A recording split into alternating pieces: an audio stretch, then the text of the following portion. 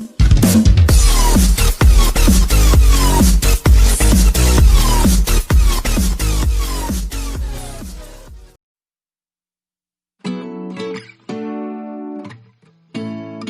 aí pessoal, bom dia a todos. É um prazer novamente estar com vocês. Muito bacana a interação que nós tivemos ontem aí no Tira Dúvidas, né?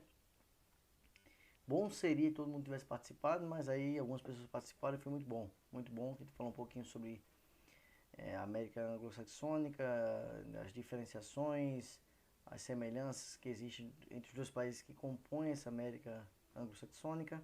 Então foi muito bom, pessoal. Vamos lá. E hoje, como de praxe, como de costume, correções. A gente sempre começa com as correções, depois a América Latina, questões políticas e econômicas. Então hoje vai ser voltado à América Latina, ok? Então vamos lá para o que interessa. Tenho em mãos o livro de atividades, página 5, para a gente iniciar. Tá aqui esse mapa e de acordo com esse mapa a gente vai responder o que pede as questões. Vamos lá ver o que pede. A letra A. Aqui pede a letra A. Identifique os países que compõem a América do Norte e escreva os seus nomes sobre os seus respectivos territórios no mapa. Então, América do Norte. Não é a América Anglo-Saxônica, é a América do Norte, divisão física. Aí você vai colocar o nome dos países aqui. Aqui, por exemplo, é o Canadá. Então, esse território aqui pertence ao Canadá. Então, uma matinha, muito fácil, fizemos. Aí aqui vem os Estados Unidos logo abaixo. Estados Unidos. Eu vou pegar a sigla aqui para ficar mais fácil. E o último país que integra a América do Norte é esse país aqui, olha. Eu vou botar aqui o nome dele, ficou um pouco pequeno. México. Então aqui dentro dessa tirinha aqui você colocaria o nome México. Beleza? Então letra A, ela foi corretamente respondida. Letra B. Identifica os territórios correspondentes ao Alasca e à Groenlândia, escrevendo seus nomes dentro de parênteses. Aqui países pertencem, porque não são países, são territórios. Então a Groenlândia é essa aqui. Você iria colocar o nome Groenlândia. Paciênciazinha que eu estou escrevendo aqui no mouse. Não é tão bom de escrever. Mas aqui você já sabe que deveria colocar esse nome. Não, aqui é L, desculpa. Aqui é um A. N. D. I. É ruim escrever, viu? Com esse mouse. A Groenlândia, pessoal, e aqui ao lado, entre parênteses, você colocaria a sigla Estados Unidos. É o A, parece um V aí, né? Ok? E aqui ao lado seria o Alasca. Aqui seria o Alasca. Ok? E qual país que predomina aqui no Alasca é os Estados Unidos. Pessoal, eu errei, viu? Desculpa aí. Aqui não é Estados Unidos não, desculpa. Aqui eu bisonhei. Aqui é Dinamarca, tá bom? D-I-N. Dinamarca. Ok? Então a Groenlândia pertence à Dinamarca e o Alasca pertence aos Estados Unidos. Então tá respondido aí a letra B.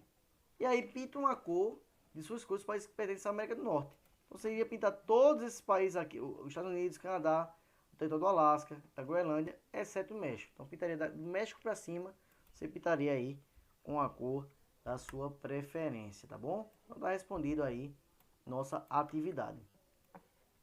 E aí, pessoal, vou pegar aqui o laser, você vai poder acompanhar nossa aula de hoje, que é América Latina e Caribe, questões políticas e econômicas.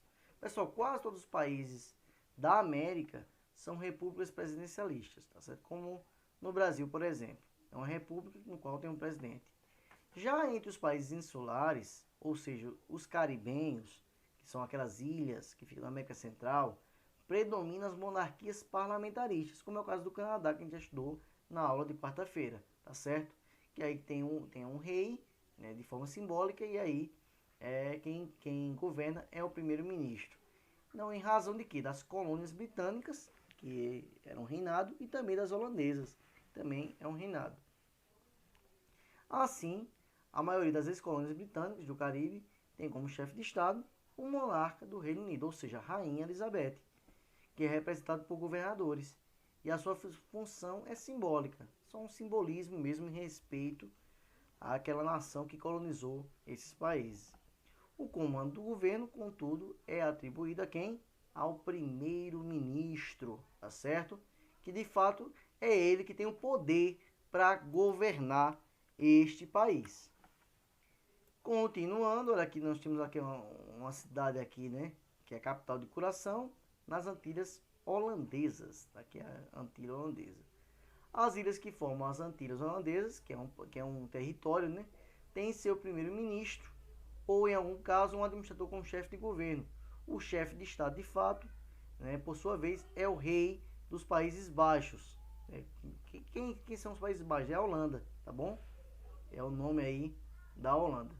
Muitas das repúblicas centro-americanas e sul-americanas, entre as quais o Brasil, passaram por experiências relativamente recentes de regimes ditatoriais. Então isso aí não é novidade para ninguém, né? Muitos dos países latino-americanos passaram recentemente, quando eu falo em recente, é 30, 40 né, anos atrás, por ditaduras, né, por regimes ditatoriais. Aqui no Brasil também chamado como regime ditatorial, o período de 64 a 80 e 88, 84, 86, esse regime também que o Brasil enfrentou.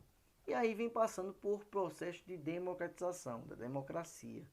Para isso, adotaram aí eleições diretas para presidente, promulgaram novas constituições, em que poderes executivo, legislativo e judiciário são independentes, né? A imprensa é livre, o voto é secreto e universal. Algumas medidas que fazem com que esses países tornem-se países, né, democráticos, né, em processo de democratização, de democracia. De modo geral, pessoal, a primeira década do século XXI, né, se caracterizou como sinal de estabilidade política e otimismo da população. Então, no início do século XXI, esses países latino-americanos tiveram um crescimento econômico muito alto, né? E a alternância pacífica de governos eleitos pelo voto direto. Então, esses países desenvolveram muito e aumentou aí o otimismo da população com essa onda aí de desenvolvimento econômico desses países, tá certo?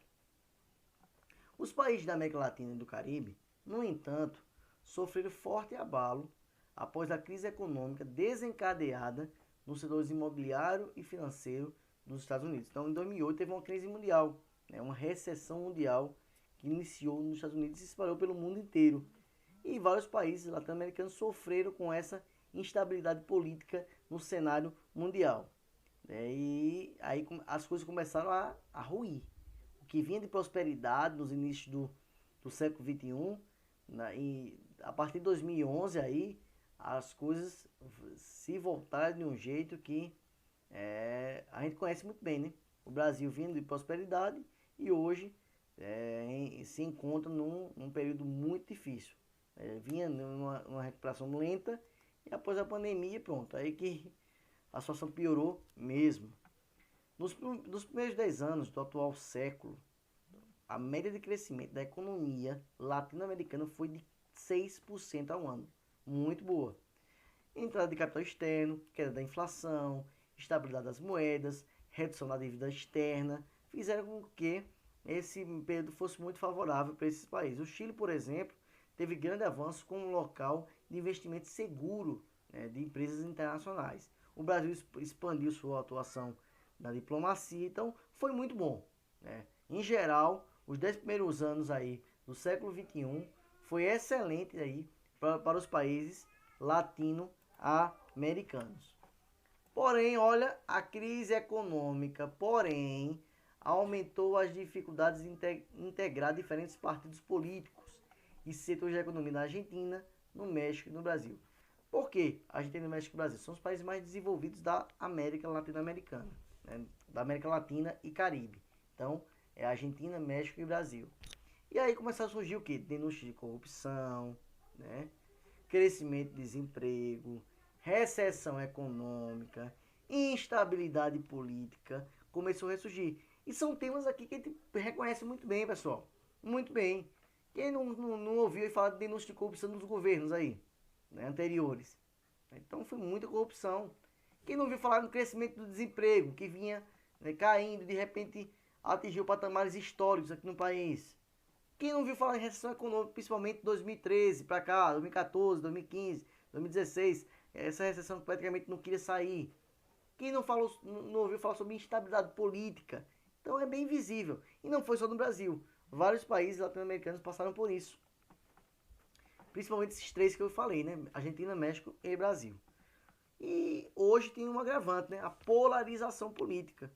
Hoje o Brasil está polarizado.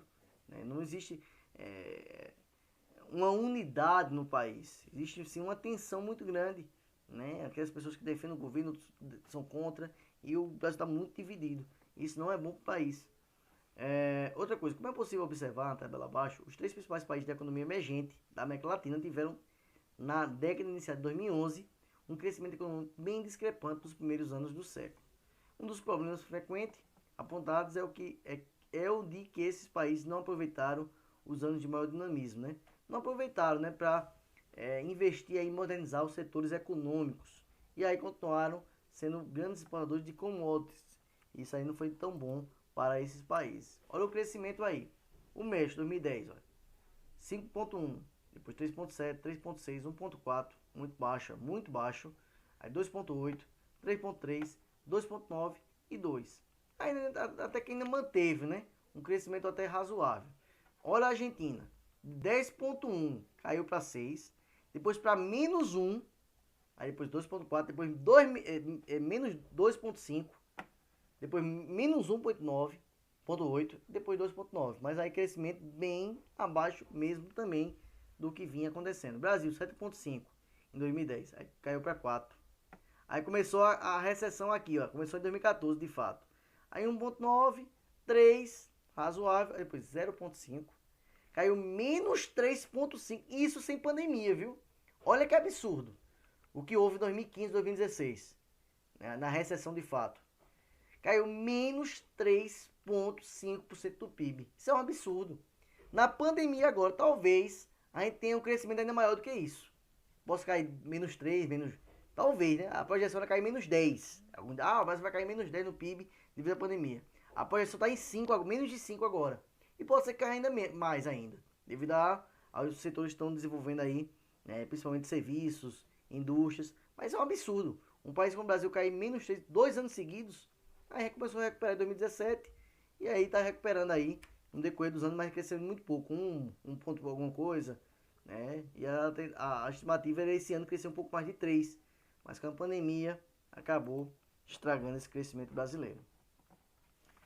Com esses desdobramentos, nas últimas décadas, a instabilidade política ainda se faz presente na região da América Latina e do Caribe. Então, ainda hoje, né? Olha, por um lado, Nicarágua e Venezuela passam aí por crise humanitária, perseguições, desemprego, pobreza e também grande quantidade de imigrações. Quem é que não andou por Garanhuns aqui pelo centro e já não viu aquelas plaquinhas dos venezuelanos aqui em Garanhuns? Vejam só.